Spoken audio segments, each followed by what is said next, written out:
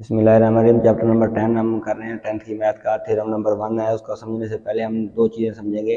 Tangent line क्या होती है, सीकेंट लाइन क्या होती है। उसको उर्दू में खत ममाश या सीकेंट लाइन को काते खत या खत काते कहते हैं।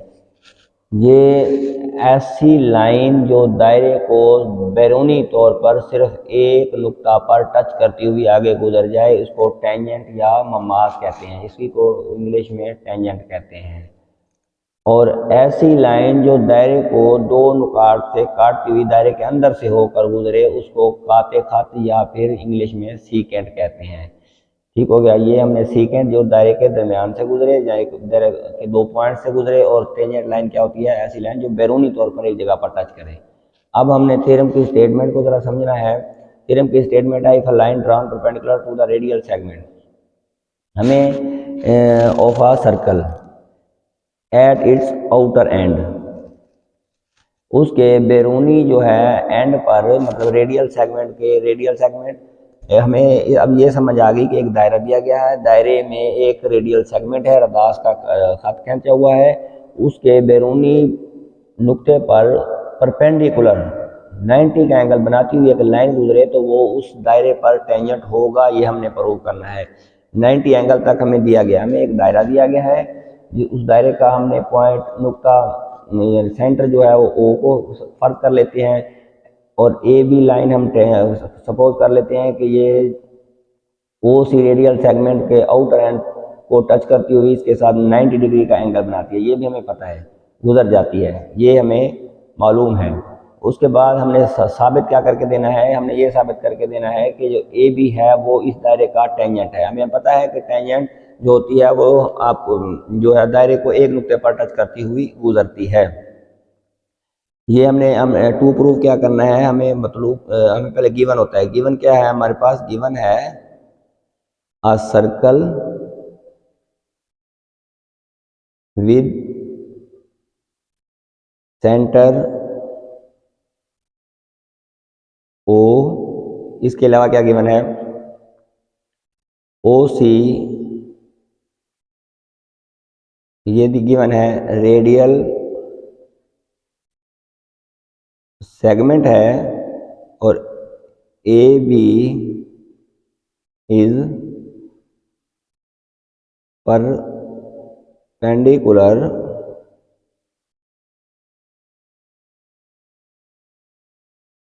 To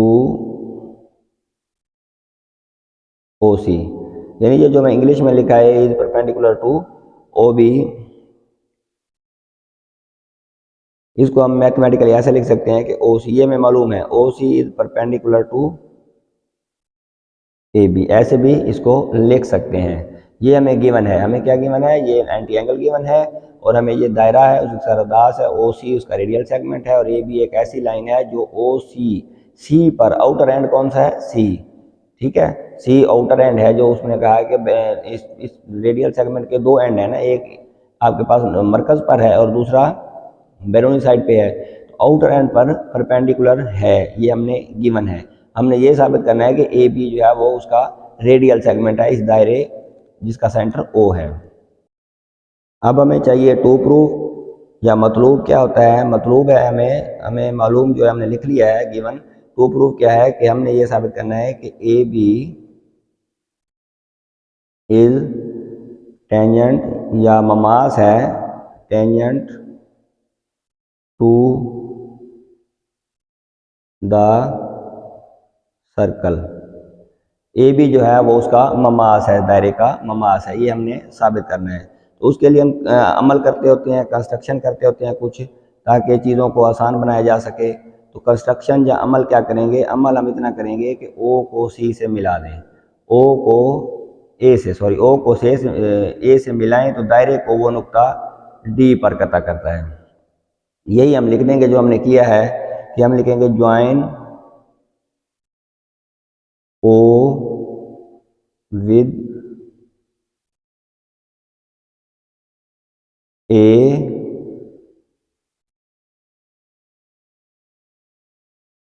line OA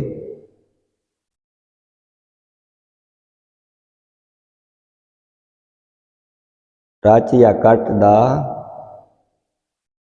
circle eight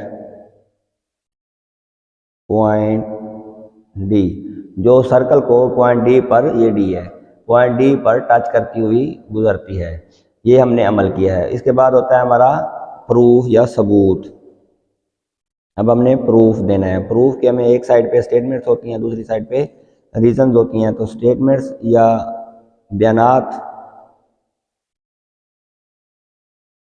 और दूसरी साइड पे हमारे पास रीजंस या दलाइल होते हैं।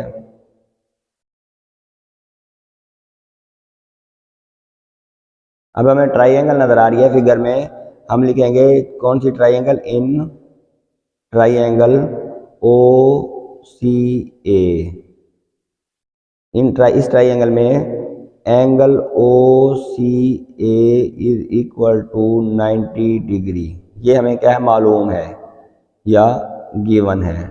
उसके बाद क्या लिखना है हमने? ये तो चलो हमें गिवन हो गया। उसके बाद क्या लिखेंगे कि जो एंगल ओ पी सी है, angle O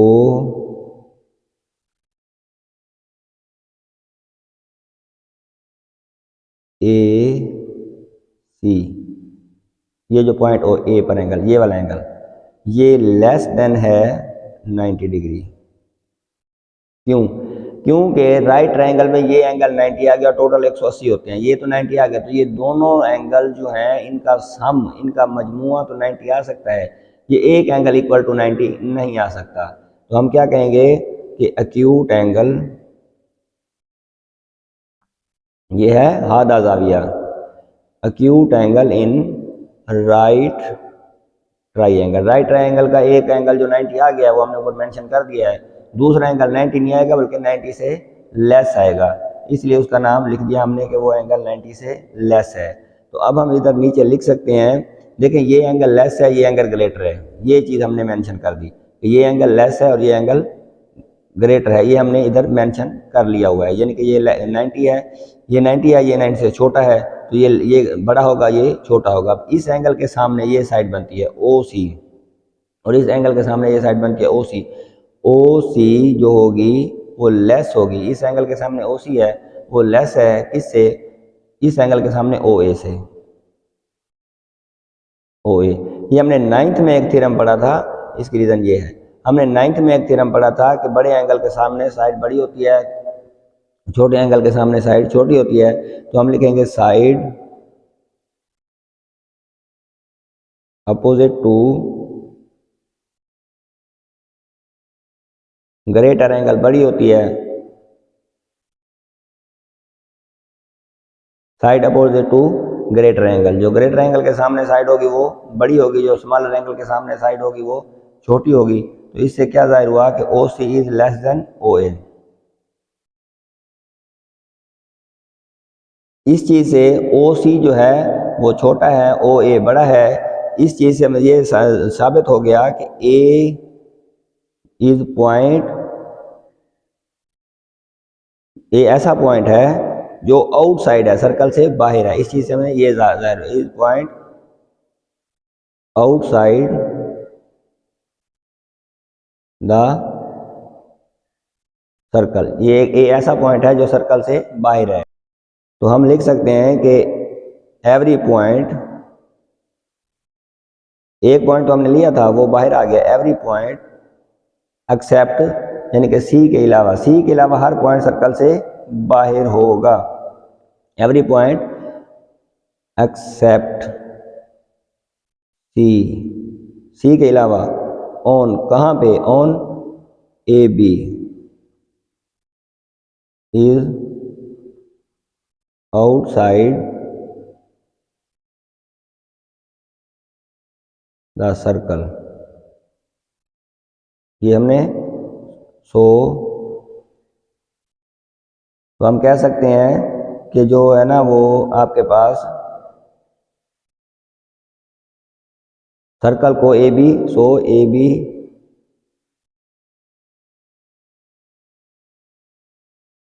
touch the circle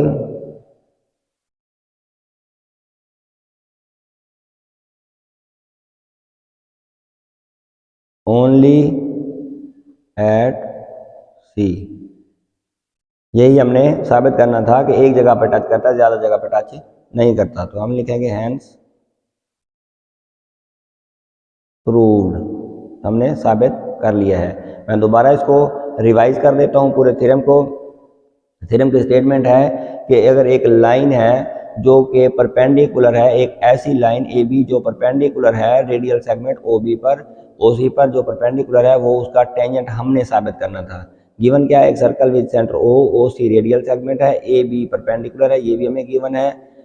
to O C है, ये O C is perpendicular to A B, इसके अलावा ये हमें गिवन है। अब हम रिव्यू करते हैं टू प्रूव का। टू प्रूव क्या है, A B is tangent to the circle, ये हमने साबित करके देना है। मतलब क्या है कि ए बी को हमने टेंजेंट साबित करना है। और हमें हमारे ध्यान में ये होना चाहिए कि जो टेंजेंट होता है वो लाइन दायरे को सिर्फ और सिर्फ एक जगह पर टच करता है, ज़्यादा जगह पर टच नहीं करता। तो हमने वो एक पॉइंट निकाल देना है कि किस जगह पर टच करता है। उसके लिए हम क्या करते हैं, ज्वाइन ओ विद ए से या कोई और पॉइंट ले लें, ए से ज्वाइन कर लिया, ओ ए हो जो ओ ए जो है वो सर्कल को पॉइंट डी पर टच करता है। ये हमें कंस्ट्रक्शन हो गया। ये कंस्ट्रक्शन क्या है कि ओ को ए से ज्वाइन किया, जिसने सर्कल को पॉइंट डी पर कट किया या टच किया। उसके बाद अब क्या हो गया, प्रूफ शुरू हो गया, हमारा सबूत शुरू हो गया। प्रूफ में हमारे पास बयानात और दलाइल होते हैं, स्टेटमेंट्स और रीज़न होती हैं। अब हमें शक्ल में नज़र आ रहा है कि ओ सी ए एक ट्राइंगल है, उस ट्राइंगल में ये वाला एंगल 90 है, ये हमने मेंशन कर दिया। ओ सी ए सी दरमियान में आएगा, ये एंगल 90 डिग्री हो गया, ये हमें मालूम है, इसकी रीज़न। अब दूसरा एंगल ओ ए सी, दूसरा एंगल ओ ए सी है, ओ ए सी जो एंगल है ये हमें लेस देन 90 आएगा। क्यों? क्योंकि एक इस ट्रायंगल में एक एंगल 90 आ गया, जो बाकी जो दोनों होंगे वो लेस देन 90 होंगे। उसको क्या होंगे, acute angle in right triangle. Right triangle के अंदर अक्यूट एंगल, दोनों एंगल अक्यूट होते हैं। अक्यूट का मतलब आधा होते हैं, आधा का मतलब 90 से लेस होते हैं। उसके बाद अब ये जब बड़ा एंगल है, ये एंगल बड़ा हो गया, ये छोटा हो गया, ये 90 के इक्वल है, ये 90 से छोटा, तो ये बड़ा है। बड़े एंगल के सामने जो साइड है ओ ए वो बड़ी होगी, और छोटे एंगल के सामने ओ सी वो छोटी होगी। देखिए ओ ए बड़ा है ओ सी से। इसकी रीज़न क्या है कि side opposite to greater angle, greater angle के सामने साइड होती है वो बड़ी होती है। जब ये हमारे पास साबित हो गया तो इसका मतलब है ए इज पॉइंट आउटसाइड। अब हमें पता है कि जो ए है इससे जाहिर हो गया ओ सी छोटा है, ओ ए बड़ा है, तो जो ए पॉइंट है ये सर्कल से बाहर होगा फिर, क्योंकि ये रेडियस है, रेडियस से बड़ी लाइन जो होगी वो सर्कल से बाहर चली जाएगी। तो ये रेडियस से जो चीज़ बड़ी हो गई वो सर्कल से बाहर चली जाएगी, और बाहर ए पॉइंट सर्कल से बाहर साबित कर दिया हमने। ए को हमने सर्कल से बाहर साबित जब कर दिया तो हम कह सकते हैं कि लाइन ए बी पर सी के अलावा जितने भी पॉइंट्स हम लेंगे वो सारे सर्कल से बाहर होंगे। ठीक है, यही हमने लिखा है, एक्सेप्ट सी, सी के अलावा सारे पॉइंट बाहर आएंगे। ठीक हो गया। तो इसका मतलब है कि जो पॉइंट सी है वही एक ओनली पॉइंट है जहां पर सर्कल को ये लाइन ए बी टच करती है, तो इस लिहाजा ये फिर टेंजेंट ही होगा, ए बी टेंजेंट होगा। हेंस प्रूव्ड, ये हमने साबित कर दिया है। ये जी हम थ्योरम नंबर 2 है। स्टेटमेंट है the tangent to a circle and the radial segment joining the point of contact and the circle are perpendicular to each other. ये क्या है, हमें गिवन क्या है, गिवन है हमें एक सर्कल, एक हम दायरा ड्रा कर लेते हैं, ये हमें गिवन है, तस्वीर उसकी फिगर बना लेते हैं। ये हमें सेंटर ओ का जो है वो दायरा की मालूम है, उसके बाद रेडियल सेगमेंट उसका मालूम है, ओ सी रेडियल सेगमेंट कह लेते हैं। और उसके बाद एक टेंजेंट भी मालूम है, एक टेंजेंट ड्रा कर लेते हैं, ए बी लाइन वाला टेंजेंट। ये ए बी टेंजेंट हो गया। उसके बाद ये ए बी टेंजेंट है। अब हमने ये साबित करना है, ये चीज़ें हमें मालूम है, ये साबित ये करना है कि ये परपेंडिकुलर टू ईच अदर है, यानी कि इस जगह पे एंगल 90 डिग्री का है, ये हमने प्रूव करके देना है। तो गिवन पहले लिख लेते हैं, a circle, a circle with centre O, ये हमें मालूम है, a circle with centre O, एक radial segment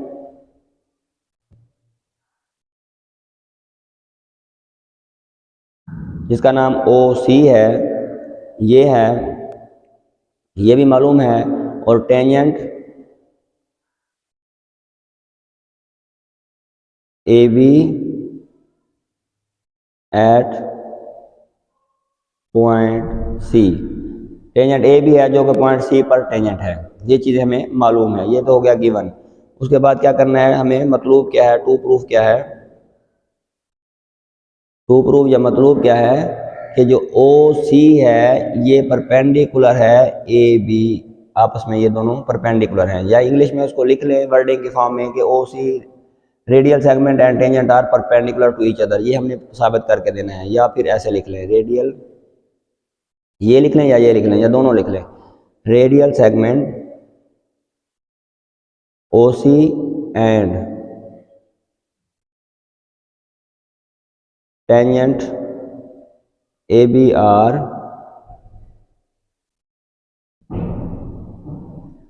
perpendicular to each other, ये हमने साबित करके देना है। अब हम कंस्ट्रक्शन करते हैं, कुछ काम करते हैं ताकि हमें हमारा ये जो मतलूब है ये आसान हो जाए। तो हमने क्या करना है, ओ को एक पॉइंट पी पर मिला देते हैं, ये पॉइंट पी है, ये नुक्ता डी पर इसने दायरे को कता किया। तो क्या करें, join O to a point P, point P क्या है, ऑन द ए बी, जो पॉइंट पी ए बी पर है। O P cuts the circle, circle को क्या करती है, एट डी, डी पर ओ पी इसको कट करती है। ये हमारी कंस्ट्रक्शन है।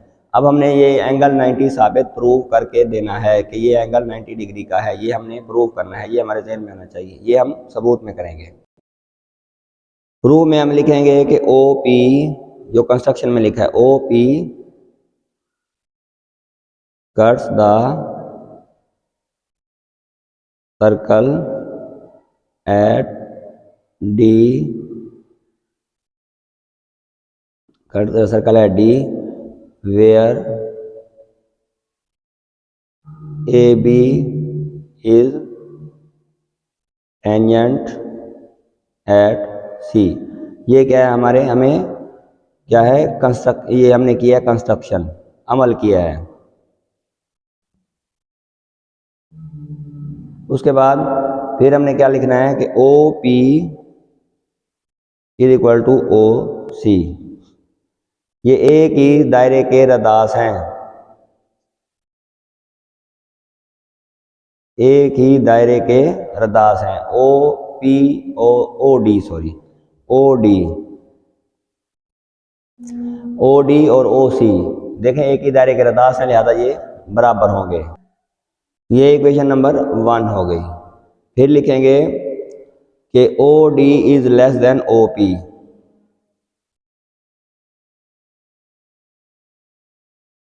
ये नज़र भी आ रहा है कि ओ डी जो है वो ओ पी से लेस है, उस पर तो है। तो ये इसकी रीज़न क्या होगी हमारे पास, O D is less than O P, P is outside the circle, क्योंकि P जो है वो सर्कल से बाहर है, तो P जो है उसका लाइन बड़ी होगी और OD की छोटी होगी। तो ये इक्वेशन नंबर 2 है। अब 1 और 2 को इस्तेमाल करके हम लिख सकते हैं कि OC is less then OP, OC is less then OP।